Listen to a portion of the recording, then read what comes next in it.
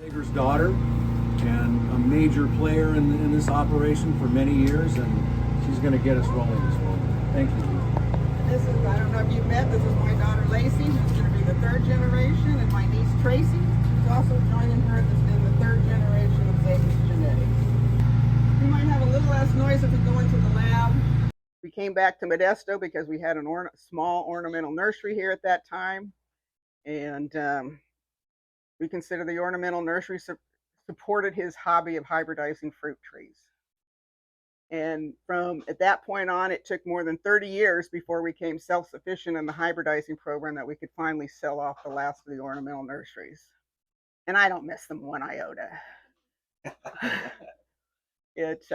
But anyway, and so he started his breeding then, and some of the first varieties he released was back in 1966. It took him 10 years to develop Royal Gold Peach, not nectarine, Royal Gold Peach. And it made a little splash at that time because there wasn't as stuff as early as that at that point. It was very tough to develop very early varieties at that stage of the game because the embryos never developed enough to germinate. So what you always had to do was you had to take a very early variety, cross it back to a late variety that you knew the seed would completely develop so you could grow the seeds. And then you made a little jump into earlier maturity, but then you always still had later maturity at the same time also. So it took years and years of doing that. And he came up with a few earlier ones. He got a crimson gold and things like that. But it wasn't until the late 70s that embryo rescue started in.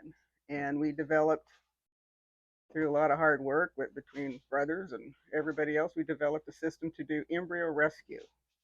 And that's how we've got the varieties that now ripen in April, because we can cross the April varieties with the April varieties and try to improve those at that point in time. And this is some of these here in the tubes are some of the ones that we did earlier this year. We usually do embryo rescue from when they first start to ripen, about the 10th, 15th of April until about the 10th of June. And after that, the seeds are mostly mature enough that they can germinate on their own. So these were put in tubes. This was put in on April 25th. You can see it's already starting to grow. And once this gets up and has a nice shoot, it's getting a nice root system, we'll transplant it out into flats into the greenhouse. And that's where it'll stay until next January, when we will plant them in the field.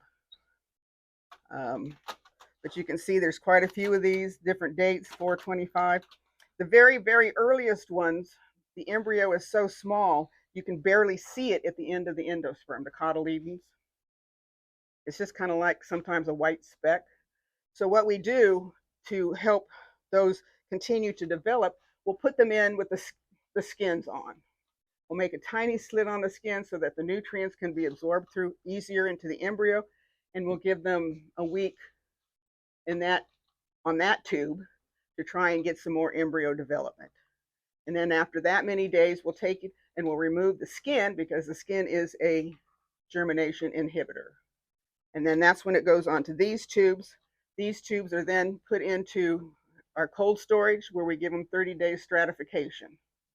These are some of the only things that we do stratify through our seeds, because they need more time for the embryo to continue to develop. And so when the end of the 30 days comes, we bring them back into here. We put them into my dad's invention of a nice chicken feeder with nice little hardware on the top of it. We bring them in here. We separate them out for light. We keep the temperature a certain, approximately 80 degrees, which is why it's a little warm in here. And then we wait for germination. And when these start to germinate and get about this big, this is when we pull them out and put them in the greenhouse. Because if you keep them on the agar too long, they use all of the nutrients, there's nothing left, and then they just kind of shrivel and die, but you got to transplant them out anyway. So then we'll transplant them out. We treat them with an anti-transparent, because they're coming from 100% humidity into the greenhouse. Even though they're under mist, we do put an anti-transparent on them. We put a cover on them to keep the humidity as high as possible for at least 10 days. After that, we'll remove the cover. It'll still stay under the mist about another 7 days, just to get acclimated, and by then you can usually start to see a little growth. And then we move them out of that much water to a little hardening off section, and once they get tall enough, we will move them out to under the saran, where they'll stay until next January. And then they get their poor little roots ripped out and planted in the field. But in this method, we do approximately 70,000 tubes, and we try to get at least 35% of those to germinate. And this is the manner in which we've been able to move the maturity dates up to what we have today. We get probably, between all of our seedlings, we take out about 700 selections per year. We grow about 50 to 60,000 seedlings every year, and we take out about 700. Of those 700, over time, we might patent 5. So it's long, and that's a 10 to 12 year process. And in the peaches and nectarines, most of the peaches and nectarines have about a 10-year commercial life. And then consumers want something different, so we have to provide them, or climates change and they no longer fruit anymore, or the shape of the fruit's not right, or consumers' taste just changed, because for a while only subacid yellows would sell. Now nobody wants a subacid yellow, they only want an acid yellow. So it just depends on what the consumer is looking for, is how we base our evaluations. Questions? Questions? No questions? So out of all these, it's really a lottery. It is. What you choose, because out of the 700, you could have picked the next best thing or not picked the next best thing. Yeah, but that's where experience comes through with learning to evaluate the fruit as it matures as a seedling, learning to evaluate the fruit as it comes on the tree. And technically, we don't select and tell growers what they're going to plant. We have fruit show day, just like we're doing today, where we have commercial growers come. We also have the sales representatives from Dave Wilson Nursery, and they're the ones who make the decisions on which ones are going to be planted. We never tell anybody what to plant. We show them what the best that we think we have at that time, and they're the ones that make the decisions, because I don't know their growing conditions. And as you will go through our orchards and see, because we only have one tree of everything, and every tree should have its own specified care conditions. Ours get general. So some trees look really good. Some trees don't like that habit. They needed something else that we're not giving them at that time, because it's a generalized care program. So we try to make it a lot, so that a lot goes out commercially, a lot goes to the home garden, so we can diversify enough and continue to work in our business. Well, and considering what you guys have produced over the last 6 decades and what you're continuing to produce, everything you're doing is a bargain. The industry benefits tremendously from all of your efforts, and your father and your family has changed the way fruit is grown and varieties forever. Yeah. I'm arrogant. And one of the things that we've talked about several times is the fact that most of these commercial growers don't even sell a variety by name. They might even rename it. They might call it. Of course, they rename it. They don't want their neighbor to know what they're selling to get in on the same prices they're getting, because that's the way they survive also. They really want the consumer to think that this is something special that you can't get anywhere. Correct. But just consider this. In this little test tube right here, 10 or 12 or 15 years down the road, this may become the next most important peach on the market. This is it all started right here. This is all embryo rescue, yeah. It's not tissue. It's essentially the same thing as tissue culture. We call it tissue culture too, but it's really embryo rescue. So for clarification, embryo rescue, I'm assuming, is you're going into the seed of the plant and pulling out the embryo out of the seed. Correct. And putting it in that gel that is offering the food and nutrition.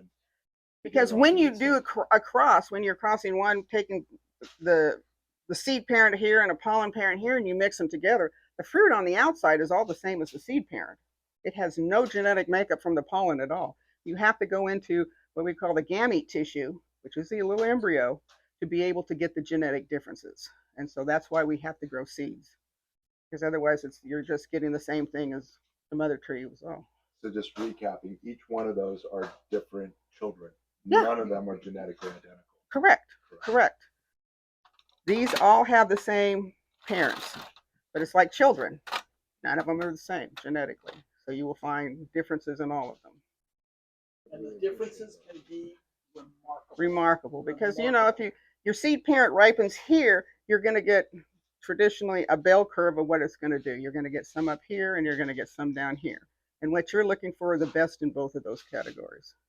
Because if you're staying in the middle, you're looking at your same seed parent unless you can find tremendous differences that make it a better thing, better firmness, better color, better storage capacity, better flavors.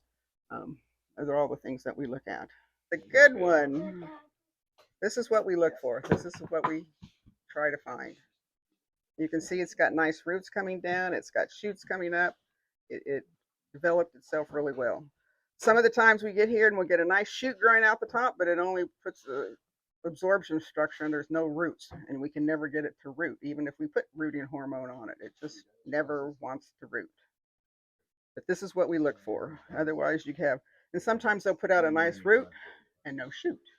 You can see the differences, and sometimes you can even taste the differences, especially when you, I don't have any more Leahs, but that one, when you go from that one to root pack R to the experimental one over there, sometimes there is even a sugar difference, there's a maturity difference, size difference. And you're welcome to pick any Leocott you'd like to taste. They're a little on the soft side for my flavoring, but it is a nice piece of fruit. So you can have all. So little bit. Leocott's an aprium, so it's all plum-apricot hybrid that was released about 10 or 12 years ago. or So longer. it's available on the market. But you can see the difference between the maturity on that one, how much softer they are than this one, and the one on the other side. And those are something that you guys can check and find out. Been around since 1980. Is that true? Yeah, it's an H section. That's when we used to plant over on Rosemont. It's been around since 1980, and Nobody paid attention. Nobody ever, like Ed never That's looked the at question for you guys. because the market that All right, so here we have one of our commercial varieties. It's new, it's very late. We selected it 5 years ago. And let's see, we picked these varieties, the things we need to look for. You know, they need to be big enough. They need to be firm enough. They can't have any cracks or rain cracks or sutures or anything weird like that. Lacy, could you explain what a suture is? Oh, a suture is when there's a big, like, there is a crack, kind of a crack made into the cherry. If water gets in there, it gets moldy and you can't ship them out.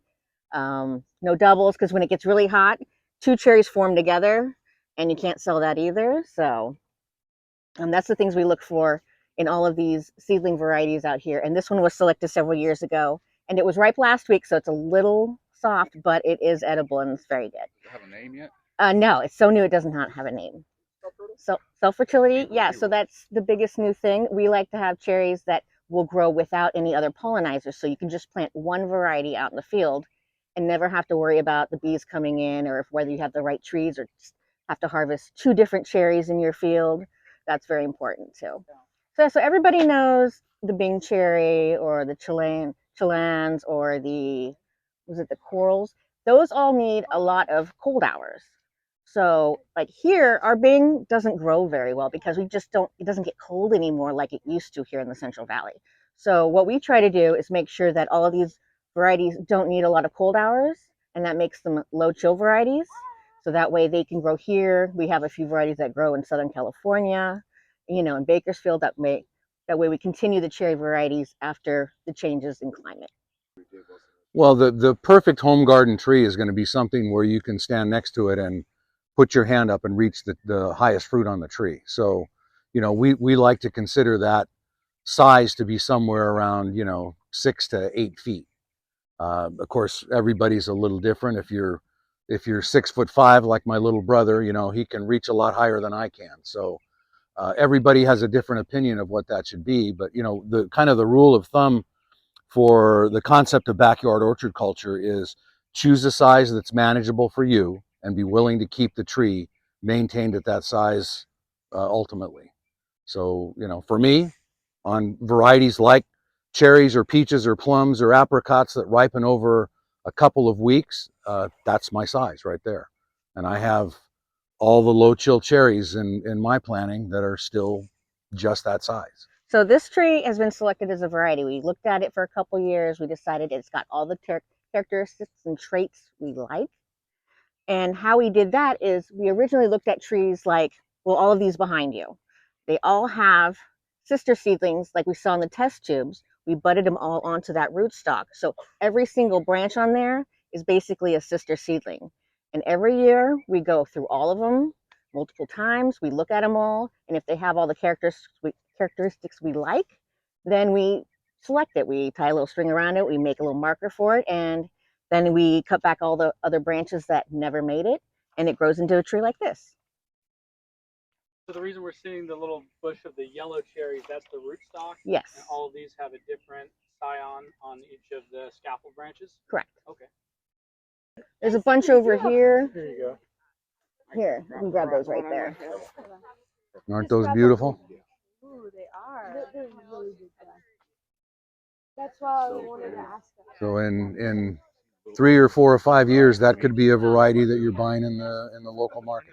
You know, it's large, it's brightly colored, it has a good flavor, and for this time of year, for mid to late June, this is a late variety. So if you want to continue the fresh fruit sequence where you're bringing in early, mid-season, late varieties, this will fit into that late market. Okay, I'm Tracy, and here is a nectarine tree, and one of my roles here at Zaiger's is I focus a lot with the nectarines and peaches, and when we're evaluating nectarines and peaches, it's similar to the cherries where we look for firmness, color, set, size, and flavor. For commercial growers, they need the fruit relatively firm. Obviously, the bigger the better because it weighs more and they can get more money when they ship it out. Color matters. With nectarines and peaches, it's easy. It's if it's red, it's usually pretty good. And then flavor obviously matters. The better the flavor. However, with the stone fruit for commercial, it's everybody kind of shops with their eyes. So when we're looking at fruit, we look for size first, and then color, and flavor actually comes in kind of last. We also look for, like Lacy mentioned in the cherries, we don't want any suture cracks or rain cracks. Oftentimes in the early fruit, we will have a blossom end hole, and we can't have that either for commercial because that allows for bugs to get in and moisture and fungus, and that's not viable for commercial. For home garden, we have a little more leeway because the fruit can be a little bit smaller, it can be a little bit softer. The set doesn't have to be as much, and yeah. But what does it have to have? For a home garden? Yes. Well, it has to have flavor. There we go. Always flavor. Flavor first for home garden. Yeah, so the bricks is measuring the soluble solids, and each species of fruit has a range for the bricks. For cherries, we like to have 18 to 25 bricks. For nectarines, it used to be 12 and 13 was a good bricks, but now our bricks, okay, so this one's 21.8, so that's really high for a nectarine. For a mid-June. Yeah, mid-June nectarine, and we haven't had a lot of heat either. So nectarines and peaches, I personally like them up in the 16, 17, 18 and higher range. For subs, for acid, it used to be that 12 was really good for an acid, but now in our program, our minimum for an acid is kind of like 14 or 15, so we've upped the sugars there. Plums, pluots, we like to see 18 and higher, 20 or higher really. And then apricots are kind of within like the 15 to 20 range, 21 range. So. Is the acid something you're testing for as well, or just? No, we don't like test for acid. We just, we just taste it. And usually the acid comes in the yellow flesh. Not a lot of people worldwide or here prefer white acid peaches or nectarines. except for Ed and Tom. But yeah, I know it's just in the flavor. We don't test. What one of the challenges right now in the grocery store offerings of fruit versus what you're going to get at the farmer's market, U-Picks, or Yeah, the grocery stores, you never know what you're going to get, and when you go back next week, you're not going to get the same thing. Right, and the big problem is it's just what you're saying. If all you're getting is subacid nectarines, white nectarines, and you eat it and you're not satisfied with that, you'll never go back to a white nectarine category-wise, and that's why it's so important for us in the industry to be adamant about the U-Pick people, the home the fresh market people, and the farmers market people need to start selling their fruit by name. That's a consumer compliment. And it's also a compliment to the Zaigers. Keep in mind, all of the time that's put in, they only benefit if that name stays out there. So here we are. This is a white sub-acid peach. And this one, so what we do on Wednesdays is we have a fruit tour, and we have all the commercial growers come and the sales reps from Dave Wilson, and we make what we call a COC list, cream of the crop. And we drive through the orchard just like we're doing today, and we stop at each tree that we put on this list because we think it's the best of what we have for that time. With that being said, there are so many varieties out here that are really, really good, but they're just not quite commercial good. So what we do is we make a separate home garden list. So this white peach we put on the home and garden list 2 weeks ago, I think. 2 weeks ago, maybe. Yep. Probably because it's not quite big enough for commercial, and it was a little bit soft. So although it wasn't commercial ready, we thought it would be a good option for a home garden. And here we are at the Floyd Zaiger orchard, hybridizing for the last 60 or 70 years. Some of the best tasting fruits you'll ever experience on the planet. And such a wonderful experience to share all this with you guys. And thanks again for having us. It's great to have everybody here today. I thank the Zaigers family for hosting us today on this tour. And I think you guys are all getting a chance to trial some things today that you wouldn't have had the opportunity to trial otherwise. Some of what you tested today may make it to the market. Some of it may not, but this is what the Zaiger family gets to do every week for about 6 months out of the year. So what a fantastic opportunity. I'm really glad to have all you guys here today. Awesome. Okay, so these are selections that I made that are currently being harvested, like in the, let's say, some of these came from U-Pick, some of these came from test orchards at Wilson. And so I selected these because of their uniqueness to one another. So for instance, we have an interspecific plum called the Flavor Supreme Pluot. We have the cotton candy, which is a simple plum-apricot hybrid. Then we have Eva's Pride, which is new to me because poor Eva down at Niffing's. Niffing Nursery in El Niffing Cajon. Nursery. When I brought this piece of fruit into Niffing's Nursery years and years ago, Eva said, "You hybridized this fruit for me. Thank you." Is it their top seller? It is still their top selling. Still their top. Eva is such a powerhouse. She's such a wonderful person. Yeah. Fred, Ted was great. Yeah. Wonderful people. And then Soldorado because the Zaigers now contributed a whole new generation of genetic dwarfs that actually are so flavor packed that they compare to standard fruit. Absolutely compare to standard fruit. So you can't evaluate genetic miniatures primarily just on the fact that they have the dwarf gene. You can't do it anymore. You have to put them up against the top flavored nectarines, and I think you'll all see why. So I would suggest you come up and sample and see if I did any good. Let's do it. Zaiger Grove, please.